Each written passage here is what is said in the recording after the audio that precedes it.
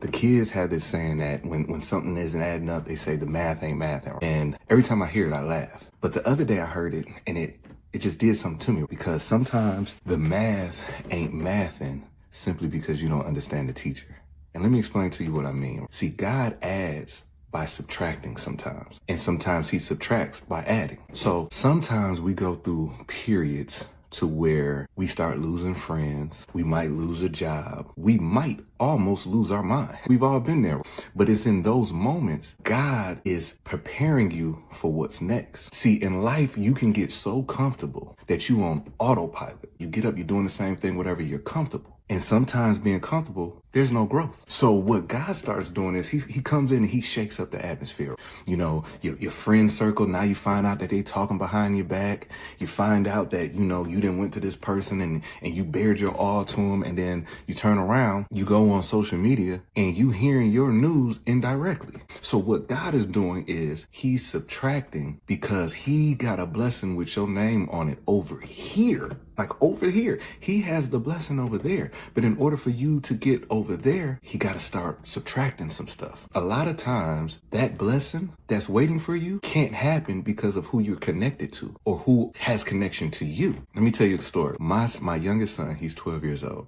And a lot of times he'll come to me and he'll say, "Dad, I want this. Dad, I need this." And then when I tell him, "But you ain't got no money," and his response is, "But you do." You see, that's a whole word right there. Because of his connection to me, he's able to want certain things. And it doesn't matter that he doesn't have no money in his pocket. His connection to me makes him feel as if he has what I have. And there's people in your life who think the same way. They don't like you, but they know who you're connected to. So when you're blessed, they reap the benefits. So sometimes God will put you in position that he like, this the season that I got to add. So I got to start cutting off some folks. And the problem is you don't realize that you're in that position. So as God is making an exit, you holding on. And when you're holding on, you're delaying what God has for you over here. And by you holding on, frustration sets in. And when frustration sets in, that's where the mistakes lie. Because you are thinking God ain't hearing your prayers,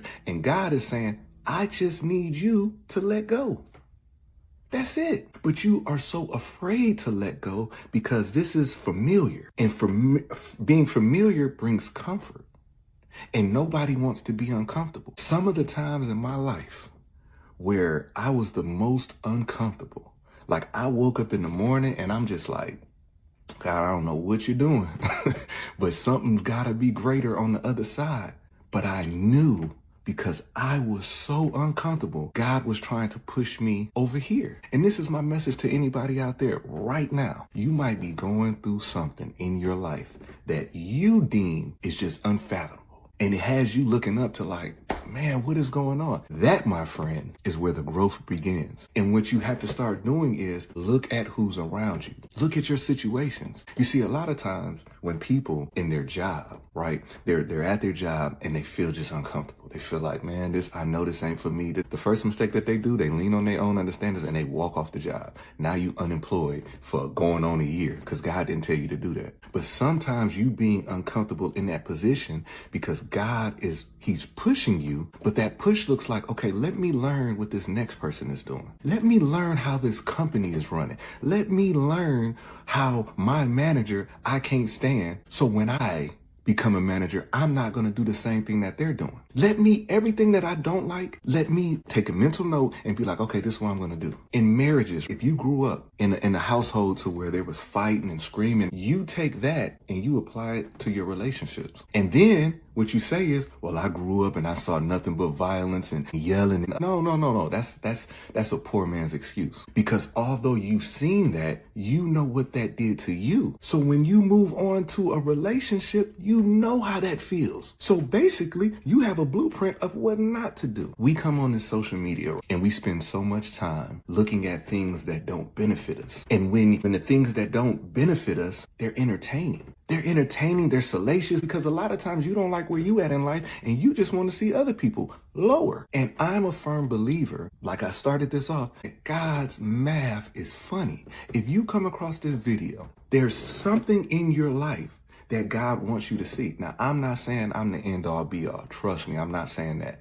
But what I'm saying is this. I don't believe that nothing happens by luck. If you woke up this morning and for some odd reason, this video popped up on your timeline, it's a reason for that. And maybe you need to sit back and start looking at your surroundings and being like, okay, you know what? This season in my life, I've outgrown. And that's where whenever you're frustrated, right? Whenever I'm frustrated, I look at what my frustration really is. See, is my frustration the atmosphere, or is it the frustration because I've known I've outgrown that atmosphere? That's my message to you. I'm not a preacher. I'm not an apostle. I'm not nothing, right? And a lot of times when I'm making these videos, I am talking to myself as well. I am not above nothing, but I know that I have went through some seasons in my life that my blessings was delayed because I refuse to cut certain things off. And cutting certain things off ain't necessarily always people. It can be how you talk. It can be what you listen to. It can be any type of things, right? I had to cut some people off that were good people, but they were good people for that season. And when I start getting uncomfortable and I'm like, man, I know I'm supposed to be doing something else. I'm just feeling unfulfilled. Well, sometimes in that season, the people that were good for that season, they can't see the vision. So they telling you, no, you good.